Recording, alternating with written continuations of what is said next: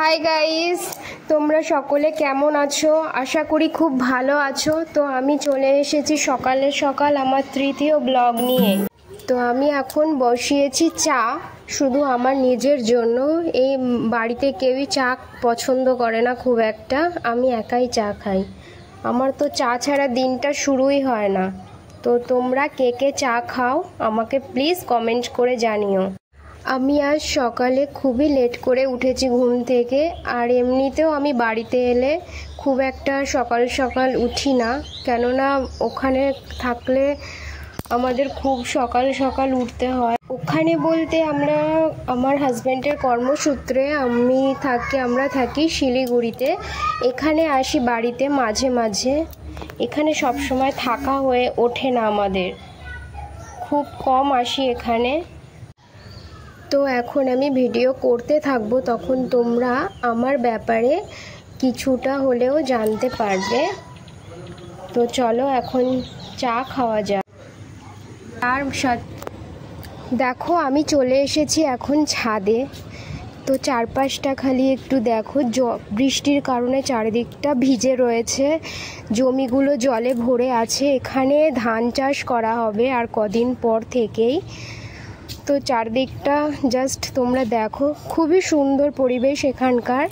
আমার তো এখানে প্রচণ্ড ভালো লাগে, আমি খুব মিস করি যখন আমরা বাইরে থাকি। যখন এখানে আসি তখন তো আমাদের খুবই ভালো লাগে। চারিদিকটা জাস্ট দেখো, আশা করি তোমাদেরও খুব ভালো লাগছে ভিডিওটা। তো আমার হাজব্যান্ডের সার্ভিসের কারণে কখনো এখানে কখনো ওখানে 3 বছর পর পর আমাদের চেঞ্জ করতে হয়। ওর পোস্টেডেড চাকরি।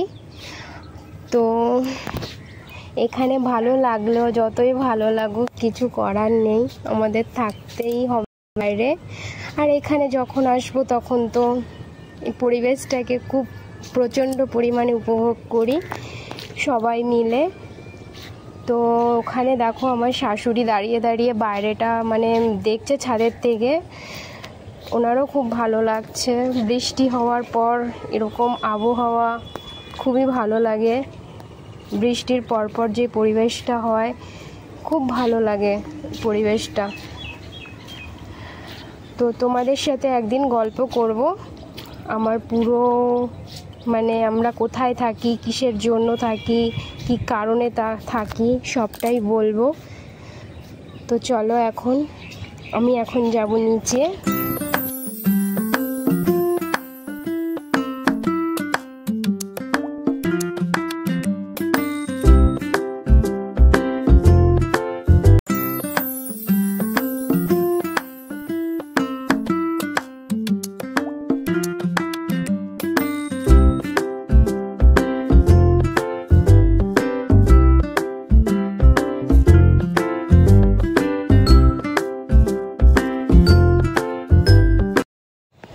তো চলো এখন যাওয়া যাক। এখন করব আমি চিকেন।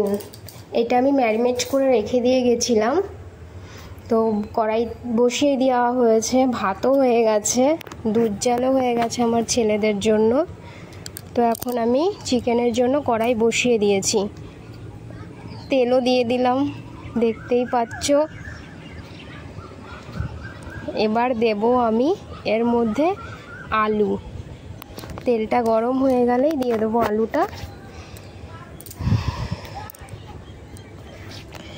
তো কম বেশি চিকেন সবাই আমরা পছন্দ করে থাকি। আজকে আমি সম্পূর্ণ হালকা ঝাল দিয়েই করব, বাচ্চারা খেতে পারে না এই জন্য। তো আলু দিয়ে দেওয়া হয়েছে, আলুটা ফ্রাই হয়ে গেলেই নামিয়ে দেব। আমি রান্না করতে খুব একটা ভালোবাসি না, তবে মাঝে মাঝে করতে খুব ভালোই লাগে। আর এখানে এলে তো আমি রান্না করি না, এখানে আমার শাশুড়ি রান্না করে থাকেন। আমি যেহেতু ওখানে আমি একা হাতে সব করি, আর এখানে এলে আর ইচ্ছা করে না। আর আমার শাশুড়ি প্রচুর রান্না করে থাকে, একদিনে 4-5 পদ তো হবেই। আমি এত কিছু করি না, আমি একদিনে 2 থেকে 3টে বাস, এর বেশি আমি করি না। আর এখানে এলে ইচ্ছা হলে, যেমন চিকেন হলে আমি রান্না করি। তো আমার আলু তোমাদের সাথে গল্প করতে করতে আলুও ফ্রাই হয়ে গেছে আমার। তো আমি এখন আলুটাকে নামিয়ে নেব। তো